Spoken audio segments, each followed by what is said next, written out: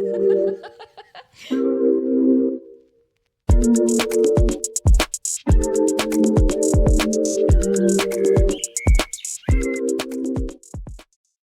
to the Second Bloom podcast, where we talk about rediscovering ourselves in our 30s. We're your hosts, Peyton and Charlotte.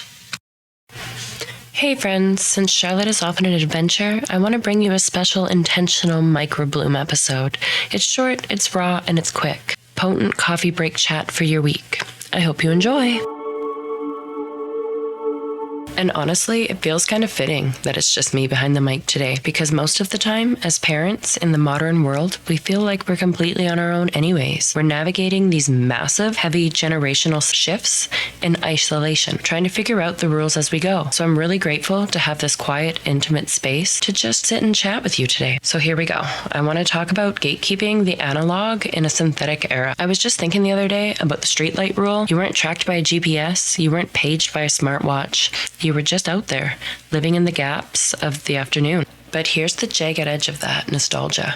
We didn't have those tracking tools back then because we didn't need them. The world felt wilder, but it felt safer. Today we track our kids' every heartbeat and location ping, not because we're helicopter parents, but because the world has genuinely become a darker, more unpredictable, high-frequency place. We are the last generation to remember what it feels like to have a nervous system that isn't constantly plugged into a grid. And right now, there is a collective ache among us. We're reaching back for the things like sourdough, the backyard gardens, the whole 90s butter mum vibe. Not because it looks pretty on an Instagram feed, but because we're mourning a world that no longer exists. Our kids are being born into an environment that is faster, louder, and more synthetic than anything humanity has ever seen. We call them chaotic. We call them wild, but they aren't broken. Children were not built to have this much technology at their disposal. Think about Gen Alpha. They are the first generation to grow up never knowing a world without screens. There was no before for them. Just constant information, constant stimulation, and constant input, whether it be from a tablet, a phone, TV going in the background, a laptop playing.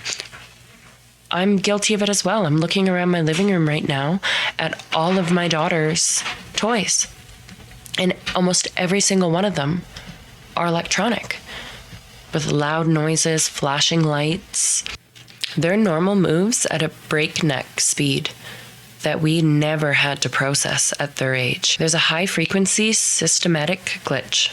We've swapped the wild for the controlled, haven't we? We put our kids in plastic car seats in climate-controlled rooms with curated battery-operated toys.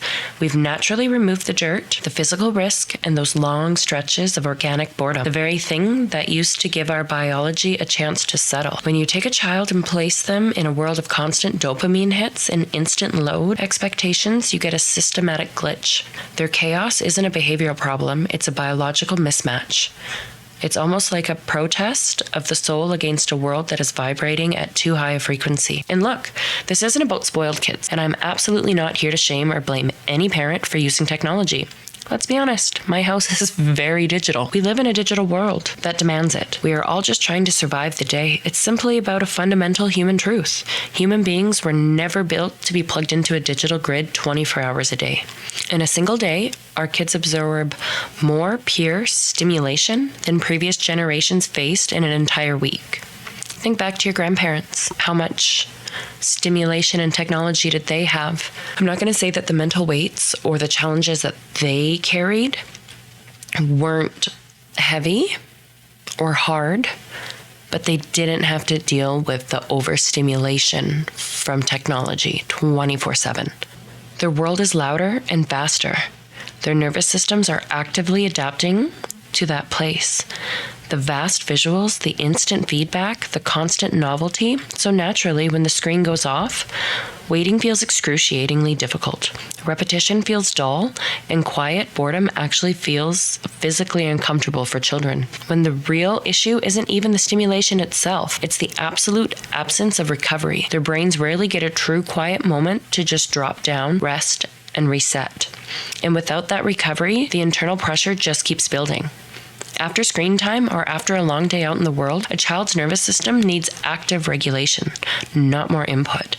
They need movement, nourishing food, water, and real uninterrupted human connection. The body literally needs time to slow down with the digital world sped up. When that biological reset never comes, the system overload. It shows up as those sudden meltdowns and emotional outbursts where they go from calm to completely overwhelmed in 2 seconds flat. That isn't bad behavior. It's a red line nervous system that has nowhere left to put the voltage. But let's be honest, while the world gets scarier and more digital, it feels like the tools we have to lead our children are being stripped right out from under our hands. We talk so much about gentle parenting, but the reality is that society has completely shifted the power balance, leaving parents feeling entirely isolated. We've reached a point where parent has become a polite suggestion rather than a position of sacred authority. We're navigating a legal landscape, especially here in BC, not really sure about the rest of Canada or the States, but I know here in BC, a 13-year-old is granted the autonomy of an adult,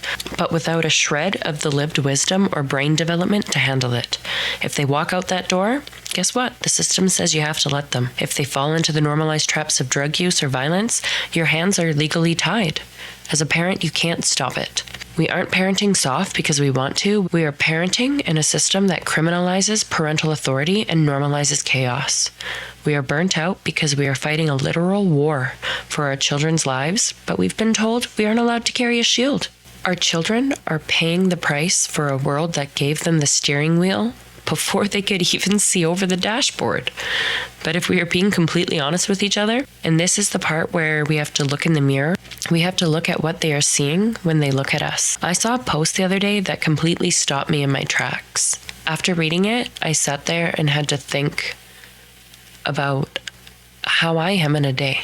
It said, imagine being a child surrounded by adults who are tired, stressed, and overwhelmed all the time. Maybe we're the difficult ones. And it hit me like a physical blow. Imagine being little, full of natural joy and intense curiosity, but everyone around you is completely redlined by the demand of modern life. We are exhausted. We are anxious, and if we're being honest, we are often just as plugged into the same digital noise and static as they are. So when our kids act out, when they explode into that chaotic energy, maybe they aren't just pushing our buttons. Maybe they are absorbing our static. They are reflecting the dysregulation of the adults who are supposed to be keeping them safe and calm. Not just safe, guys. Calm. We want them to calm down, but we've forgotten how to be calm ourselves. And look, I want to pause here because I know exactly how heavy that truth feels when you hear it. I understand how brutally hard it is, especially when you are a working parent. I did it for years. I am not standing here on some pedestal or high horse pretending I had all of this perfectly figured out when my older two were little. I didn't. I was in the thick of it, running on pure survival mode. My favorite saying then, and still sometimes today, is I do not have ducks. They are not in a row. I have squirrels and they are at a rave. Like, I'm still learning and making plenty of mistakes along the way. But it's only now, being able to look back and reflect on the journey, that I can see the bigger picture. It's through that reflection, not guilt, but honest reflection, that we can find the adjustments that will actually help these future generations. We have to be willing to look at our past struggles as the raw data we need to build something better for our kids right now. Because this is where many of us misunderstand the moment. When our kids are drowning in that static, we jump straight to logic. We try to argue, we try to reason, or we try to pressure them. But logic rarely works. Little kids do not have a logical mind. They don't think with logic. Honestly, I can't tell you when that starts happening because I still look at my kids when we are having disagreements or teaching moments, and all I can think is use your head. So I can't tell you when that happens. But when they're really little, for sure they do not think with logic. Logic rarely works first. But you know what does work? Connection does. A calm, regulated adult has to help calm a child's nervous system before any lesson can truly be understood. Gen Alpha children are actually incredible at expressing their emotions, better than any generation before them. But what they still struggle with is regulating those emotions. They feel things deeply. They just haven't fully learned how to carry, process, and manage those feelings yet. What doesn't help them in those moments is shouting, pressure or a cold because I said so. And that's exactly why the generational pendulum swung so hard, wasn't it? Many of us grew up with rigid, old-school parenting that felt too hard, too cold, or too dismissive of our emotional world. So we swung all the way to the other side. We wanted to be lenient. We wanted to protect their feelings at all costs, but we went too far. In trying to save them from the hardness of life, we forgot our primary job. We aren't just raising children. We are raising future adults. Because we've tried to smooth the path rather than prepare the child, we have teenagers with no concept of reality. They don't understand the weight of a dollar, the ancestral value of deep respect, or the necessity of accountability, because they haven't had to face the real world consequences within the safety of our home. Instead, they are anchoring their worth in a digital mirage, chasing views, likes, and fake synthetic beauty standards. They are more worried about their content than their character, because we haven't forced them to build a concrete, unshakable self in the real, tangible world. Gen Alpha children aren't too much. They're just growing up in the most overstimulating environment any generation has ever experienced. They don't need harsher parenting. We need to stop the pendulum. We need the middle ground where unconditional love meets unmovable boundaries. So I think we need to stop the pendulum. We need the middle ground where unconditional love meets unmovable boundaries, and deep empathy meets unyielding reality. If we don't give them a taste of true accountability within the safe, loving walls of our home, the world outside is going to absolutely break them once they fly the nest. But finding the middle ground doesn't mean we just stay stagnant in the center. It means we look at the old school parenting on the right with its structure, its high expectations, and its focus on respect, and we take what worked. Then we look at the new school parenting on the left with its emotional awareness and its deep connection, and we take what works there too. We pull the best points from each side to raise well-rounded children who are both strong enough to handle reality and emotionally healthy enough to process it. Parenting today isn't about letting go of our power. It's about using our authority to create a fortress of stability for our kids. They need clear, uncompromising boundaries, and they need emotionally steady adults whose nervous system feels safe to lean on. Think about it this way. Most of us spent our entire 20s just trying to learn how to fix and regulate our own nervous system, because that language and those tools simply weren't taught in our era. We had to do that heavy rebuilding work as adults. We have worked so hard to get to where we are today, to find our own grounding. Now we need to make sure we are actively doing the same for our children, especially in the digital era that has them constantly plugged in. Let's set them up for success right now.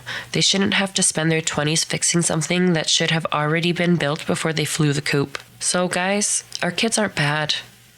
They are a high-voltage generation living in a world that hasn't figured out how to ground them. Our job isn't to tame their wildness, to fit into the synthetic era. It's to clear our own static, stand tall, and be the grounding wire for them. And that is really what I want to leave with you tonight. Thank you so much for sitting down at the table with me. Before you head out, make sure you hit that follow button wherever you're listening, because you're not going to want to miss our next chat. Make sure to tune in next time, where I'll be doing another Microbloom episode. We are diving deep into the world of home apothecary, and I'm sharing my top 10 absolute staple herbs and remedies that every mother should keep in their cupboard. We're going to be talking about reclaiming traditional wisdom, holding higher standards for how we support our families, and most importantly, how to protect and restore our own overstimulated nervous systems. I'm getting really personal. I'll be sharing the exact simple bath tea rituals I use to beautifully support my daughter's eczema right here at home, plus a quick hack for a fermented pineapple cough syrup your kids will actually love. It's going to be full of practical, low-exertion, high-intent tricks for everyday parenting ailments. So make sure your notifications are turned on. Until next time, take a deep breath, give yourself some grace, and keep nurturing your grove. Bye, friends. Whatever season you're in, we're glad you're here. If you enjoyed this podcast, please like, subscribe, and share with a friend. Your support really helps us grow the podcast. Thanks, and see you next week. Love you.